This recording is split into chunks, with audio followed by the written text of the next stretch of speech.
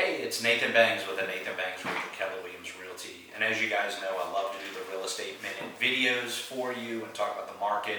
But when I don't know a subject, I like to bring in an expert. And today we're doing estate planning and trust and will conversations with Linda over at Tampa Bay Elder Law. And I wanted to answer some questions because as in Florida, we have the downsizers and the upsizers and the retirees and all these different sections.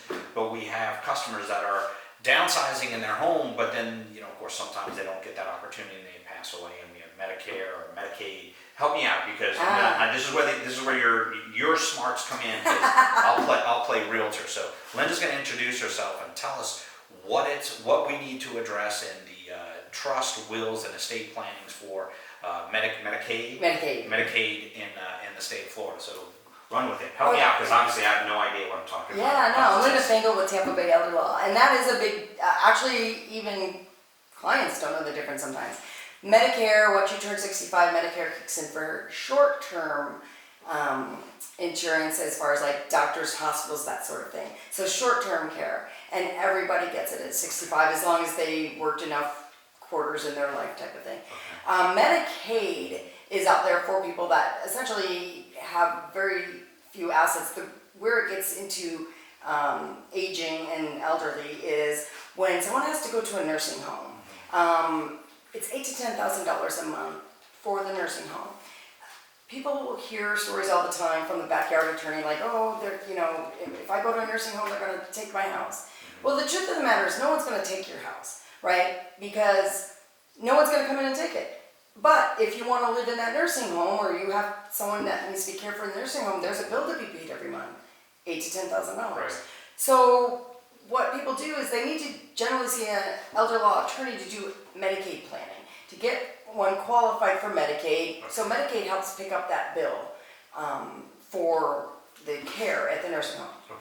Okay, so then when it comes to real estate, so we'll tie all this together for you here in a roundabout way. So mom sells the $200,000 property and she's flush.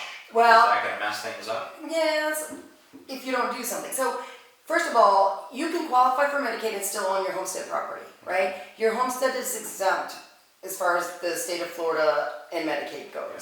So you can own a house. The problem becomes when someone is at a nursing home for a long enough time, even though you can own the house, someone's got to pay for the maintenance and upkeep of that house, taxes, and that sort of thing.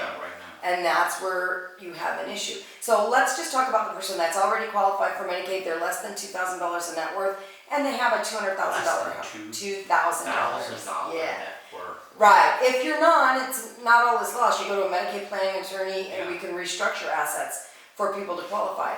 But let's talk about that house. So that house is sitting there, person's in the nursing home for 8 months, and the family's struggling because now the taxes are due. We're at the end of the year now. Oh my God. Taxes are due. It's the real life example I'm actually going through. Right. Who's going to pay that $2,000 tax? The 19 bill just came in and they texted me. Same question, same thing. Exactly.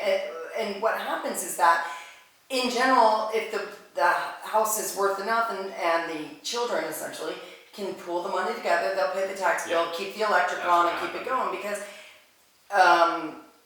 Because it's a homestead, if the person passes away that's in the nursing home, the house can go to the heirs without the claims of creditors. So even though they might have racked up a $300,000, $500,000 Medicaid bill, the children can still inherit that house without the claims of that creditor. Okay, so for some children, and depending on the health and the age of the person in the nursing home, the children kind of think, well, that's kind of an investment for us to be able to inherit this $200,000 house.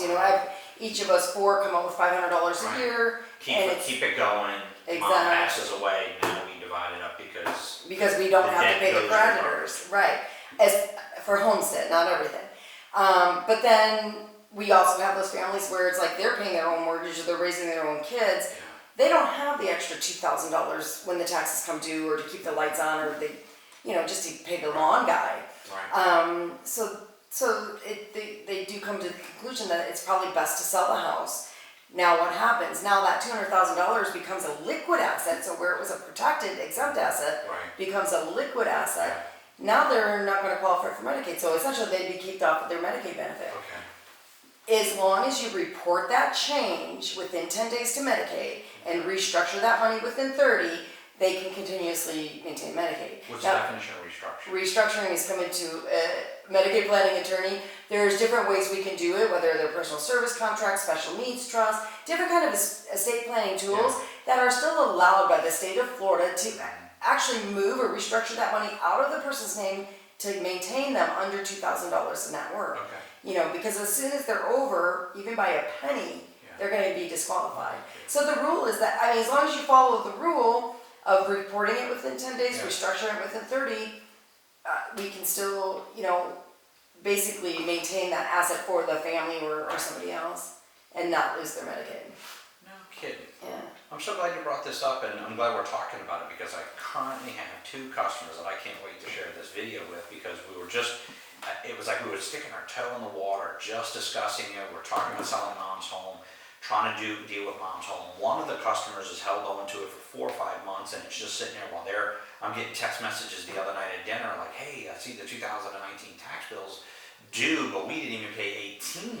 Oh, wow. And then they're reaching out about the tax deed sales, where they're like, are we going to lose mom's home because Oakland County is selling, you know, auctioning off the property? I'm like, we need to look into this, and it was so true. Right, you can't put your head in the sand. You have to do something. Right. Right, I mean, because eventually if you just ignore those tax bills, an investor's going to get it for $2. You know, like, $1.59. Right. Yeah, and you don't want to do that when you can clear that all up. So, and still maintain their Medicaid benefits. And that's one, and then the other one was the whole thing about mom is injured, mom is in a hospital right now, and we want to sell, but what do we do when all of a sudden mom's flush and comes out of the hospital and has all these bills, but all of a sudden we just sold her home and mom's got all this money.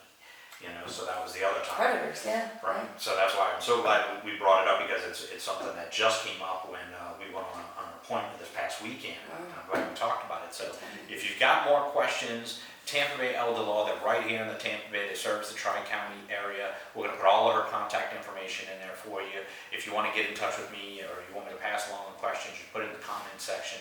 As always, thanks for your time. I appreciate it. And if you have any other subjects you guys want to have Linda and I discuss, we're going to do this more often because it's just such a, well, one, it's become a passion of mine to help families that just don't know the differences in what they can do in the state of Florida. So Nathan with Keller Realty of the Nathan Banks Group. Thanks for watching the Real Estate Minute, and I'll see you next time. Thanks.